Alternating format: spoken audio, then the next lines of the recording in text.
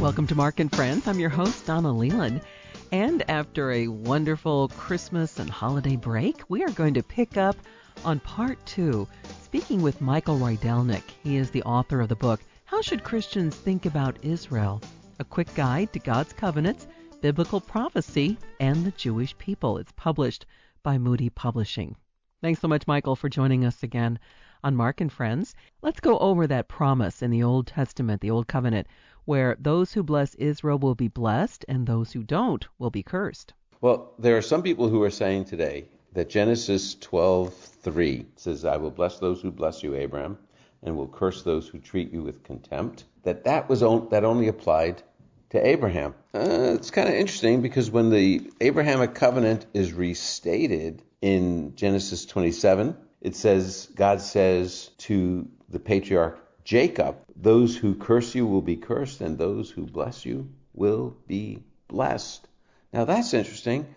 Somehow this is passed on to Jacob. And guess what? This is then passed on, we see, from Jacob to his 12 sons, who become the fathers of the 12 tribes, and the 12 tribes are Israel.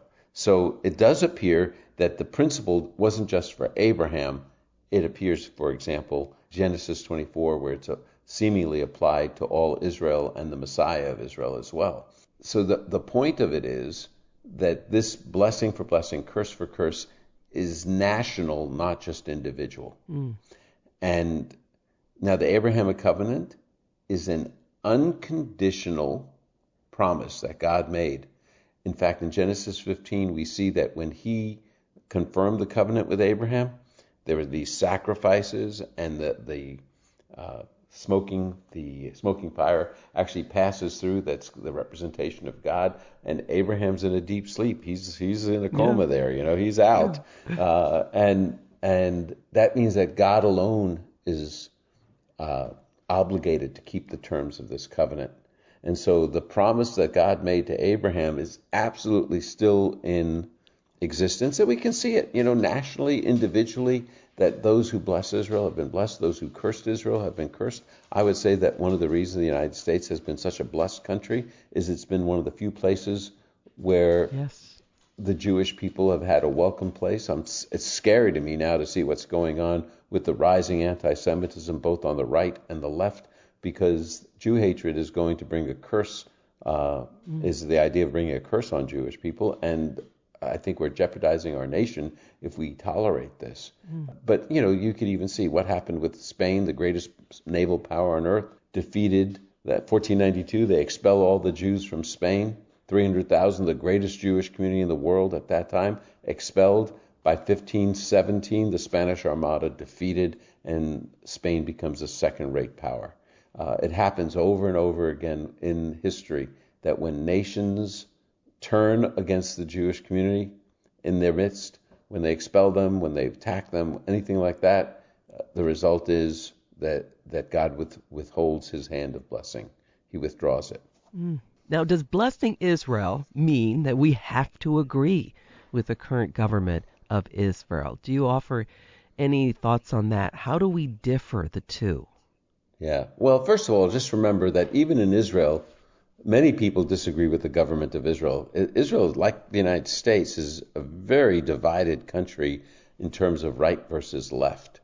And so at least, in fact, they've had difficulty with elections in recent years, not this last government, but in recent years they've had difficulties even getting a majority for either side.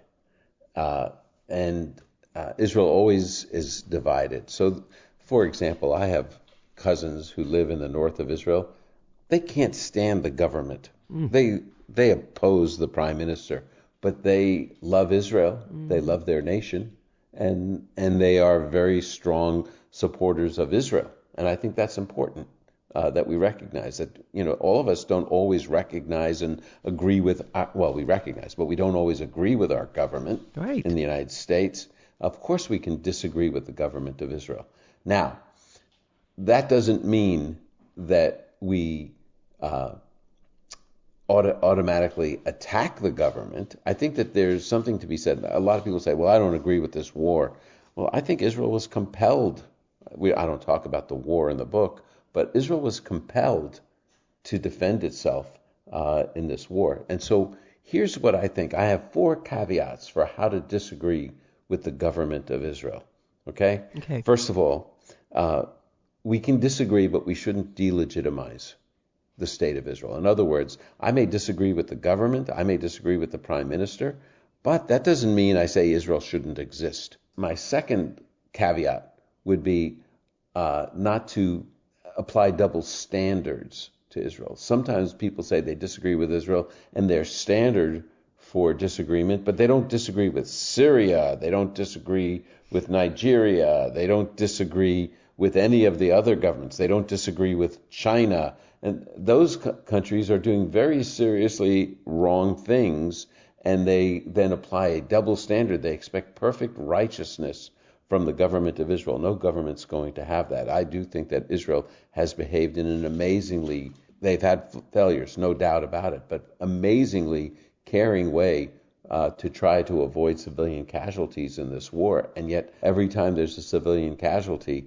which is going to happen in war, it's an aspect of war, people start screaming and applying a double standard to Israel that is not fair. And the third caveat, besides delegitimizing, not applying double standards, but thirdly, we dare not demonize Israel. There are people who, whatever happens, will demonize Israel, no matter what action they take. It's never good enough.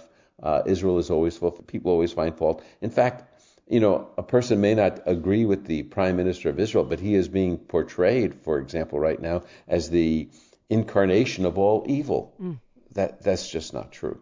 So we shouldn't demonize Israel. We shouldn't demonize the government of Israel.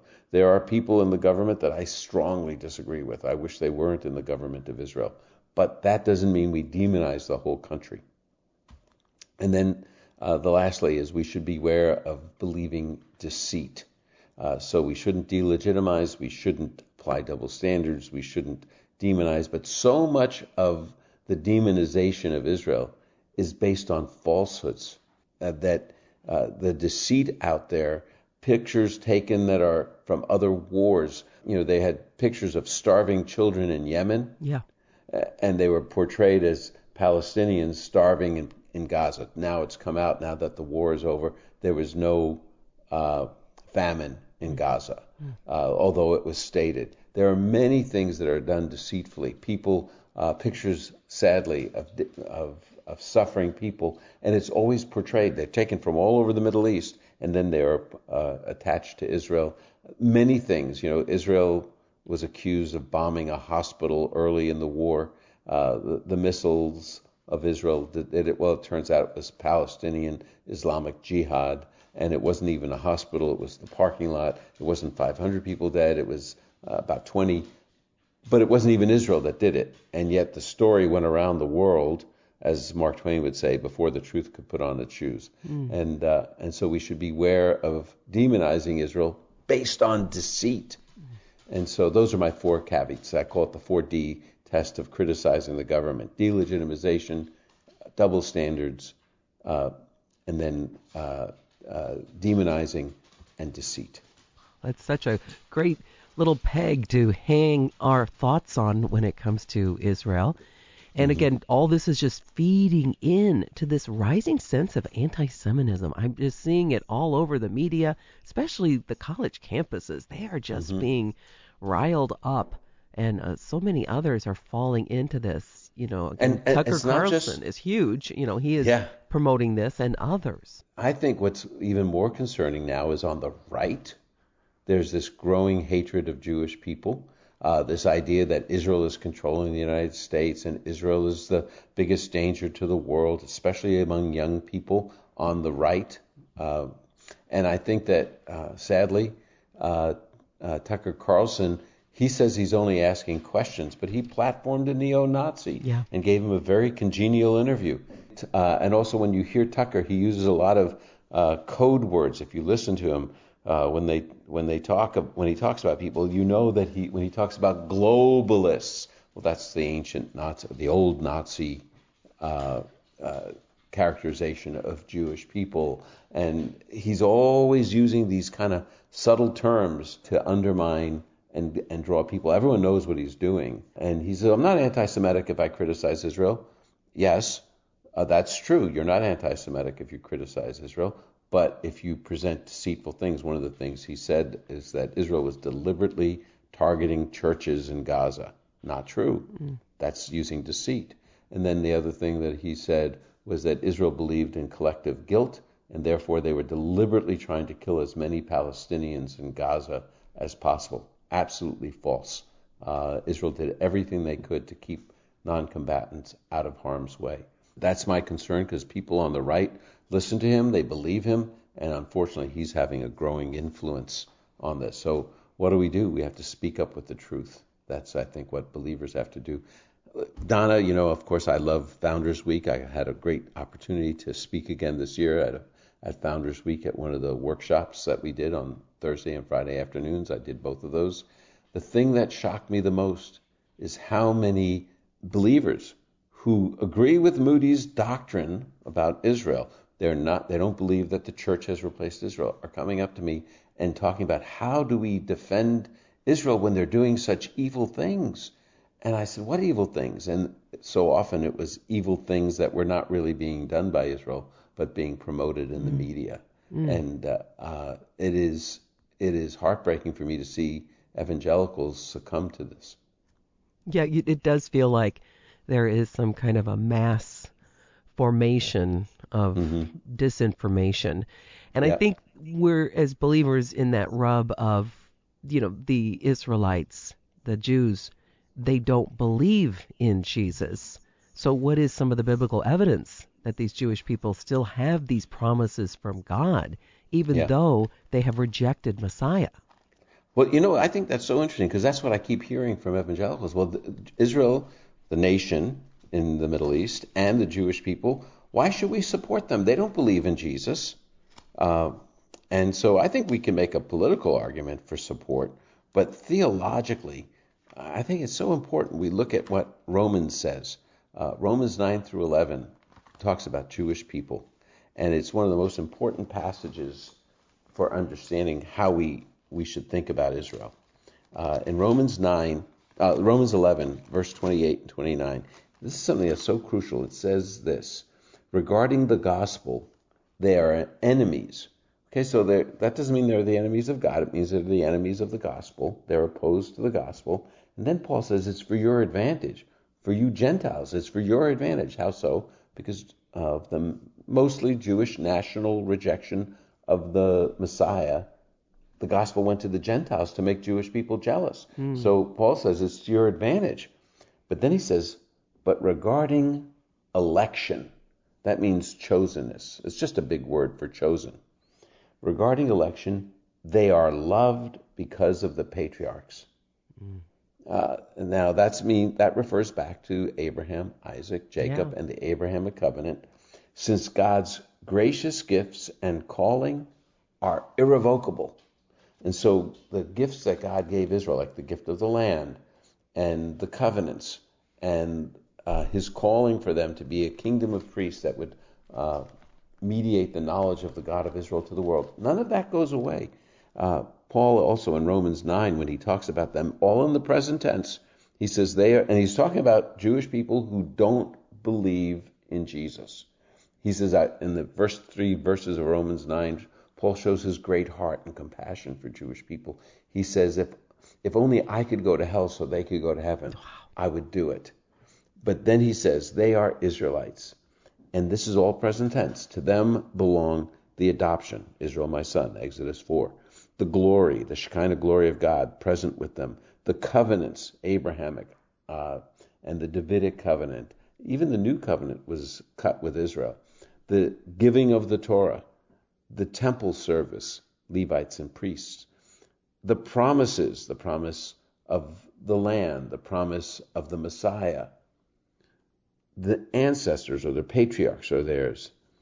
And from them, by physical descent, came the Messiah, who is God over all.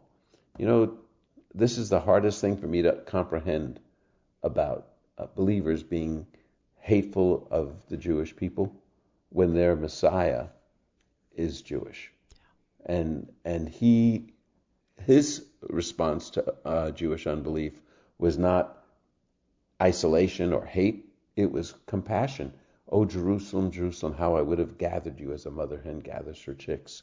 It says in Luke 19:41 through 44 that Jesus looked at Jerusalem and he wept over the city because of its unbelief.